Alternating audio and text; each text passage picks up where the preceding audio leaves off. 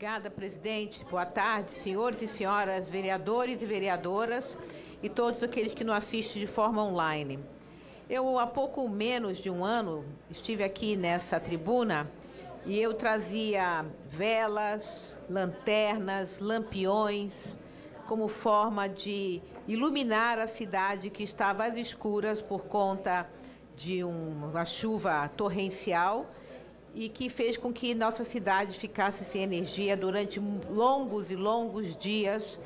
E obviamente foi uma forma de eu fazer graça com uma tragédia. E infelizmente aquela tragédia se repetiu mais uma vez na semana passada. O fato da cidade ter ficado durante tanto tempo sem energia trouxe um prejuízo da ordem de R$1,5 bilhão de reais para a cidade. Ou seja, nós estamos falando de prejuízo importante em reais, que fez com que a cidade perdesse esse recurso em função de ter ficado tanto tempo sem energia, já que a Enel não foi capaz de, mais uma vez, fazer de forma rápida, a forma necessária e importante com que a energia voltasse para a nossa cidade. O meu gabinete ficou de plantão durante praticamente toda a noite, recebendo pedidos de pessoas desesperadas, de várias formas, várias situações, idosos, pessoas doentes. Foram uma coisa catastrófica, na realidade uma tragédia e uma grande catástrofe que aconteceu com a nossa cidade.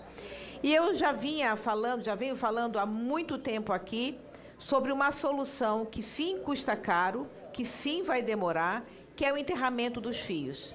Esses fios, da forma como estão hoje, esse emaranhado de fios, que eu chamo de postrengos, que são esses monstrengos de fio, essa coisa absurda que a gente, quando olha, que não somente enfeia a cidade, mas ela traz os prejuízos, porque quando acontece o que aconteceu há menos de um ano atrás, com as chuvas, e agora com a ventania, que não vai parar, não vai melhorar. Essas situações climáticas, elas vieram para ficar. E o que acontece? As árvores caem sobre os fios e a cidade fica sem energia. E a Enel, obviamente, de forma incompetente, não permitiu que o paulistano pudesse voltar a ter energia na sua casa. O fato é que as grandes cidades, como Nova York, Barcelona, Londres, Paris, eles têm seus fios enterrados. Por que São Paulo não começa a fazer esse planejamento e prefere ter R$1,5 bilhão de reais de prejuízo, ao invés de pegar esses recursos e começar a investir no enterramento de fios, que é o que vai ser uma solução definitiva? Os fios, do jeito que estão, são um perigo para a cidade. Pessoas se acidentam, porque os fios estão caídos durante a chuva, encostam num poste, pisam no fio e tem acidentes muito, muito graves.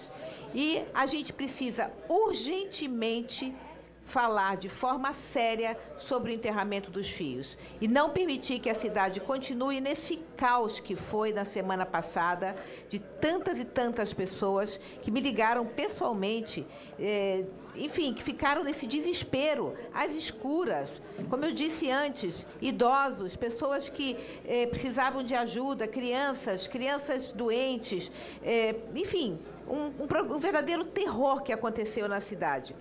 A gente pode concluir colocando na ponta do lápis o custo bilionário dos apagões, a manutenção cara da fiação aérea e a necessidade constante de reconstruir redes inteiras quando as árvores caem.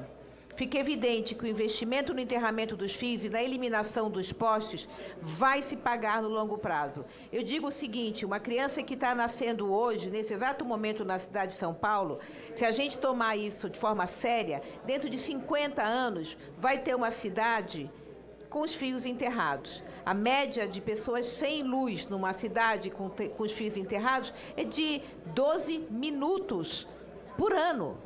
Aqui em São Paulo, nós vimos e testemunhamos, ficamos mais de 5 dias e ainda existe milhares de pessoas hoje, nesse exato momento, que eu estou aqui nessa tribuna do plenário da Câmara Municipal de São Paulo, que estão sem luz, porque a Enel não conseguiu resolver o problema e esses nossos fios continuam aí a infernizar a nossa vida. Obrigada, presidente.